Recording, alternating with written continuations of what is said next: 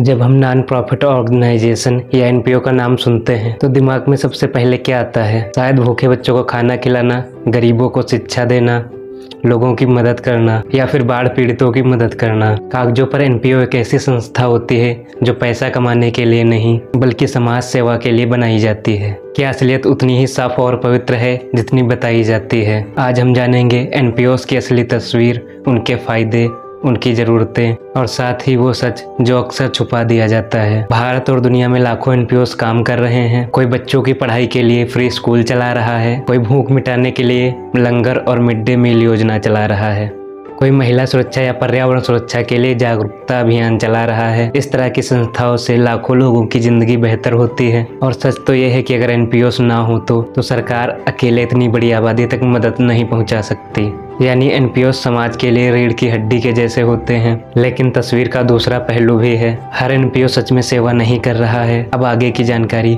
Point करके जानेंगे। पहला पॉइंट है फंडिंग का खेल। कई बार विदेशी फंडिंग के नाम पर करोड़ों रुपए आते हैं, लेकिन वो पैसा कहाँ जाता है, कितना गरीबों तक पहुँचता है और कितना मैनेजमेंट व पर्सनल खर्चों में गायब हो जाता है, ये सवाल हमेशा खड़ा रहता है। दूसरा पॉइंट एनजीओ बिजनेस। बहुत सी संस्थाएं सिर्फ कागज पर बनी होती हैं। उनका काम है डोनेशन लेना, रिपोर्ट दिखाना और पैसों को निजी फायदों में बदल लेना। तीसरा पॉइंट है पॉलिटिकल टूल। कुछ एनपीओ राजनीतिक पार्टियों के लिए वोट बैंक बनाने का जरिया बन जाता है, यानी सेवा का नाम और मकसद सत्ता तक पहुंचना। चौथा पॉइंट है ट्रस्ट इशूज। आम लोग अक्सर डोनेशन तो देते हैं, लेकिन उनको ये नहीं पता चलता उनका पैसा कहाँ यूज हुआ और सही जगह इस्तेमाल हुआ या नहीं। रिपोर्ट्स बताती हैं कि भारत में 30% से ज़्यादा एनपीओस बिना काम किए सिर्फ कागजी रिपोर्ट पर चल रहे हैं। तो सवाल ये है कि क्या हर एनपीओ नॉन प्रॉफिट है या फिर एक नया बिजनेस मॉडल है जो सेवा के नाम पर चलता है?